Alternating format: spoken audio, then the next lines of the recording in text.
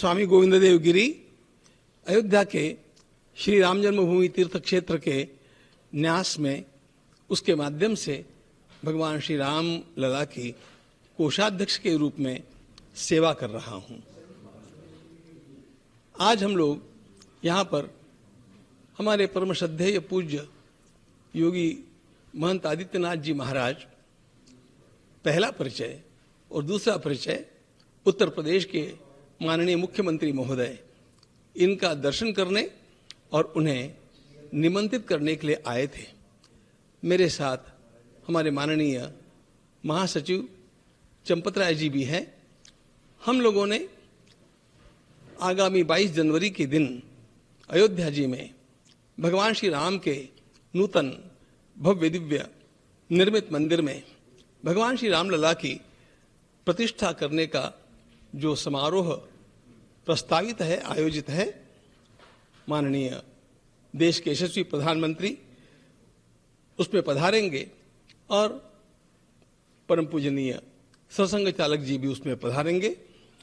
और यह जो समारोह होगा उसमें हमने आज माननीय राज्यपाल महोदया और माननीय मुख्यमंत्री महोदय, इन दोनों को निमंत्रित किया है। आज हम लोगों ने जब माननीय मुख्यमंत्री महोदय से भेंट की तो उनके उद्गारों से हम अभिभूत हो गए। उन्होंने कहा, आप निश्चिंत रहिए, सारा कार्यक्रम उत्तम रीति से संपन्न करेंगे। जैसे कुंभ की व्यवस्थाएं आदर्श रही, उस प्रकार की सारी व्यवस्थाएं रहेगी और आपको एक नई अयोध्या देखने मिलेगी जो प्रकाशमान है, वैभव संपन्न है और जिसका वर्णन आप अपने प्राचीन ग्रंथों में सुनते हैं। उस नूतन अयोध्या नगरी के दर्शन के अंतर्गत भगवान रामलला की सुंदर प्रतिष्ठा होगी। इन अत्यंत प्रेरक शब्दों के कारण हम लोग अभिभूत हैं और आज इस काम को संपन्न करके हम निश्चिंत इसलिए भी हैं कि हमने कह दिया कि आप इसके यजमान हैं और आपको इस काम को संपन्न कराना है।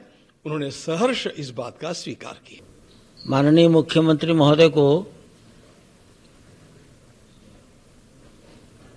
अयोध्या में राम जन्मभूमि पर बन रहे नए बड़े भव्य और दिव्य मंदिर में जो नूतन विग्रह की प्राण प्रतिष्ठा है, पौष शुक्ल द्वादशी विक्रमी संवत 2080 सोमवार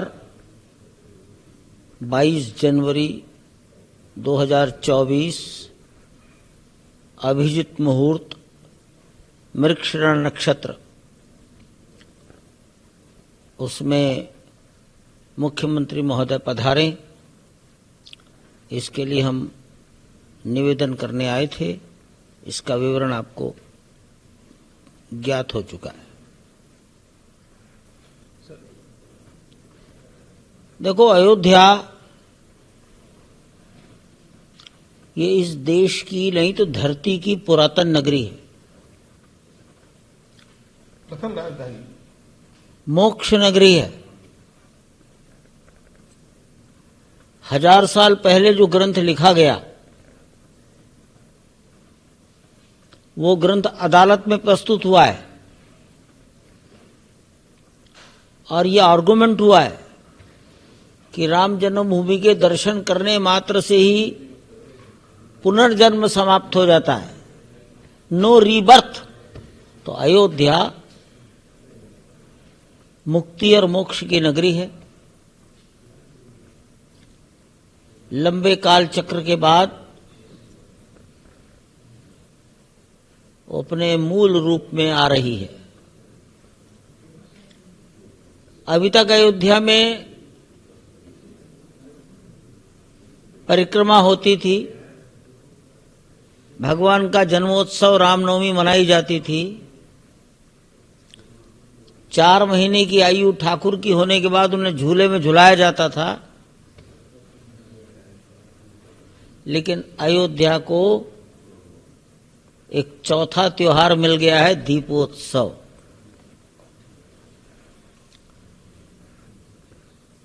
दूर दूर से लोग देखने के लिए आते हैं और ये बड़ा स्वाभाविक बात है। दिवाली यानी क्या? तो मैं तो ऐसे ही सुनता रहा हूं कि राम 14 साल के वनवास के बाद अपने घर लौटे तो लोगों ने खुशी मनाई।